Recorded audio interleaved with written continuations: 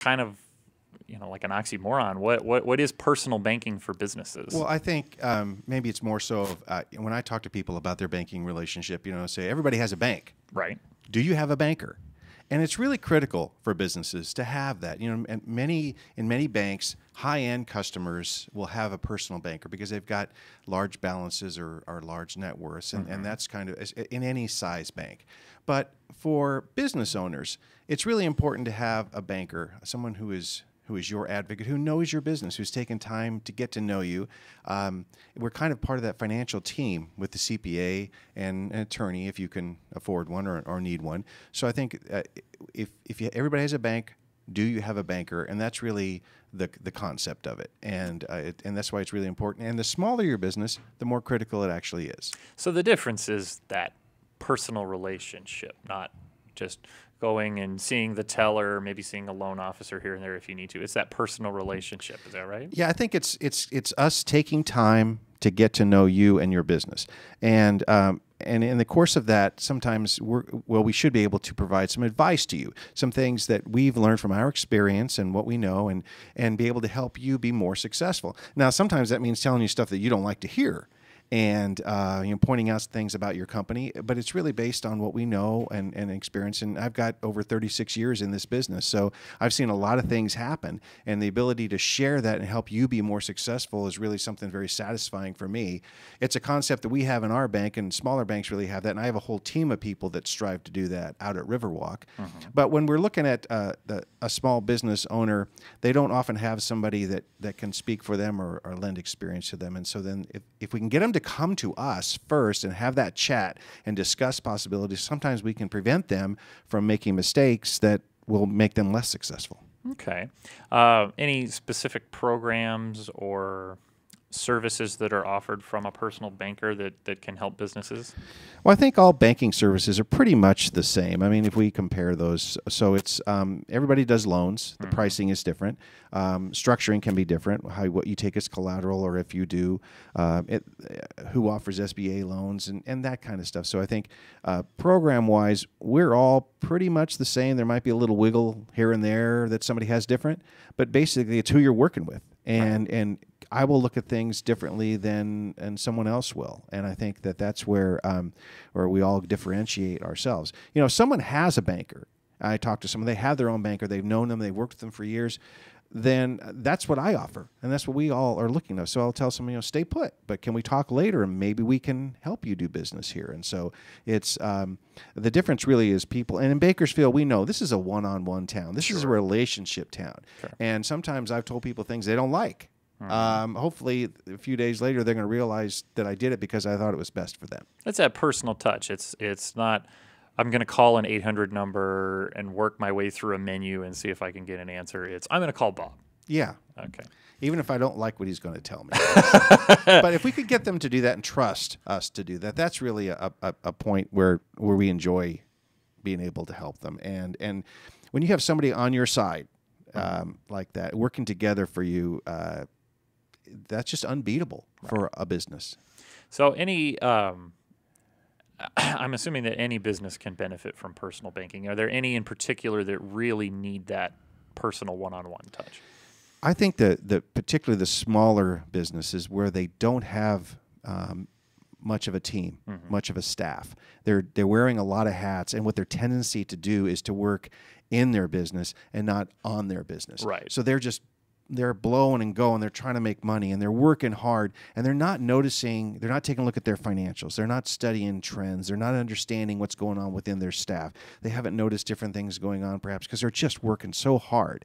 And keeping the lights on and keeping the staff paid. Right? And if people they have, they're devoted to making sure that they're taken care of. And so those are the people I think that most benefit. But as you get bigger also, then you tend to get a little distant from your daily operation, and you don't ask yourself the questions that we should ask you, like, how's things going? What are these trends about? Because when I study numbers, I'm looking at what do they tell me, not just the numbers, but what are the stories.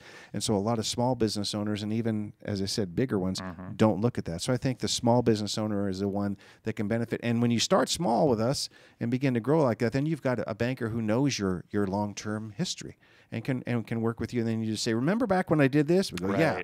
Well, let's not do that again. Or yeah, let's do that. Or why are you opening a second location? Because a lot of times they'll do stuff and then come to us for affirmation. I go, you know what, man, you shouldn't have done that. Should have said before you make this big decision. We should ask me first.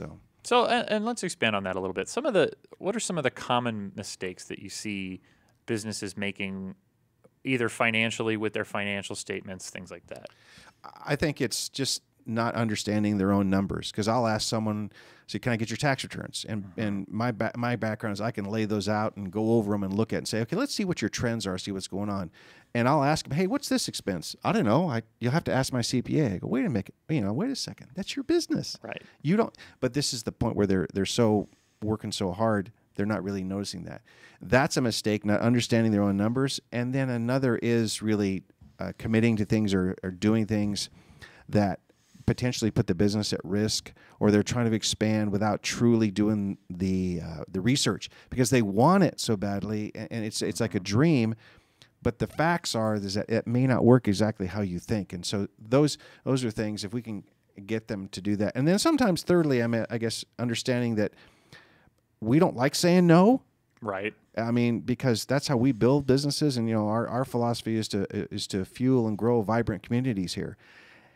And if we can't help you do a loan, then we can't help you do that. But then we don't enjoy saying that, but sometimes it is the best thing. So I think sometimes people will take that personally. So I think not knowing your numbers, getting into things that you shouldn't have, you should ask for first, and then taking some issues kind of personally, not realizing that we're really there to help, even if you don't like to hear it. Those are the things I see consistently. Now, if you're a small business owner, especially the very small shop, sometimes your expertise is in making widgets or selling widgets or whatever the case might be, and not the financial issues. So how can you sort of get yourself up to speed to avoid some of these mistakes? Well, I think you need to be honest with yourself. I mean, as a manager, I often tell people, I don't know, I'm just a manager, but I got people who do know, and in running my bank. And so I think in a small business, we have to be honest and say, I'm not really good at that. I'm a big picture kind of guy, right, but I got somebody here to take care of the details. Or I'm a detail guy. I need somebody more visionary, somebody to handle the marketing and get me out there. So I think being honest with yourself and knowing where your talents end and where you need to get other talents in to help your business be successful, I think that's really critical. And that's hard to do sometimes, to be that honest with yourself. And so as a part of your advisory team, sometimes we can say, well, who's handling that? Well, I don't know. Well, you really should get somebody to do that. And so typically be honest with yourself and know what you're good at, what you're not. Get somebody who is good at that to make your business more successful. Well, and like you said, it's building a team. It's a banker. It's a tax professional. It's a CPA. It's an attorney that are trained professionals that are able to help guide you through some of these things that you can focus on the task at hand. Right. So when you're choosing a bank specifically, what are some of the things that you need to look for, some things you need to keep in mind? Well, you have to be comfortable with who you're working with. And like I said, services are all, I think, and others may debate this, but pretty much the same. So it's really, if you're a small business, doesn't necessarily mean typically a small bank could be better for you. But a big bank, you might get somebody there who's going to work with you, and then that could be good. So I think you look at you need to talk to other banks, a variety. Let us compete for your business. Go in and talk to us and see who you connect with. Right. And I think and find out who is willing to work with you and who's going to be honest with you. I've gotten new customers when I've told them, hey, we can't help you, and this is why. And your loan request, and then a month later they come and they open their account with us. I go, why would you do that? I turned you down for a loan. Yeah, but you were honest with me. You gave me the first answer, and the others put me through the ringer, and then told me no for the same reasons you did. Right. And so I think you need to go in and be comfortable and establish that relationship and see who you're comfortable with. Well, it ties back to the honesty conversation. But you mentioned loans. Are we starting to see sort of a relaxing of a willingness for banks to start lending more money to small businesses? Are we starting to see? Oh, we're willing. We're all willing. We have money to lend. Because we have. The rates are as low as they're probably ever going to get. Sure. Standards, we can't drop those standards. Yeah. We saw what happened there. So we're still going to, hold strict standards for cash flow, and credit requirements, and we're still going to do that. But we're competing for them, and so it's a great time to borrow money if you're credit worthy, and then you can let us compete. And there's a lot of things that are negotiable, but that cash flow's got to be there. The ability to make the payments, because we're funny that way. We do want to collect the payments. If you're gonna loan somebody money, you do want them to pay it back. It's a loan, not a grant. Right. We have to explain that to some folks. Well, and I think you bring up a good point. There's a perception, probably not accurate. I got a great idea for a business. I'm going to go get an SBA loan. It's not quite that simple, is it? No, I have a friend who always kids me about that. You say no first all the time. Yes. Yes, we do. Because I think it kind of starts at no. But give me information. Give me something that makes me say yes. Give me something to work with here. And let us be able to help you. Give me something that, sometimes we get projections, and nobody's ever given us projections that show them failing in 2 years and us having to foreclose. It's always just blue sky and sunshine the whole way. But, is it based in fact? Like if a guy's been a general manager of a business and now he's going to branch off and start his own type of that business. Well, this guy knows what he's doing. So there's some basis in fact there, that some history, some things that allow us to be more likely to help someone. But, typically loan requests start at no, but we love to say yes. That's how we help businesses grow. That's how we help our company grow. And so it's there. It's just it's a numbers issue that tells us a story as to what we can do. Well, and like you said, it's not a grant. I mean, Mission Bank is a bank, and those are for-profit institutions, and there has to be a win-win on both sides. But tell us a little bit about Mission Bank specifically for those that aren't familiar. What's sort of the background and history there in Bakersfield? Well, Mission Bank's going almost 17 years in our area, and we have 7 offices total. We've got 4 locally: the downtown office, main branch at Truxton and L, Shafter, Greenfield, which is out in the southeast area, and my new office, Riverwalk, which opened last August. It's a brand new concept. Beautiful facility. Thank you. Just had the ribbon cutting last year. Yeah, it was great, and we're nominated for a Beautiful Bakersfield Award for the architecture, so we're proud of that. And it's a whole new concept where there's no teller line. And you come in, and my bankers take care of everything there. So it's open the account, cash the check. We built it in half the time for half the cost because we have no vault there for you potential robbers out there. Okay. And so very little cash. So stop somewhere else. That's right. That's right. No Ocean's 11 style heist on this one. I hope not. No. There's nothing to get in there. It's very limited. But it's and then we have 3 offices out in the high desert: Lancaster, Ridgecrest, and Mojave, and they're all doing well. The bank continues to grow.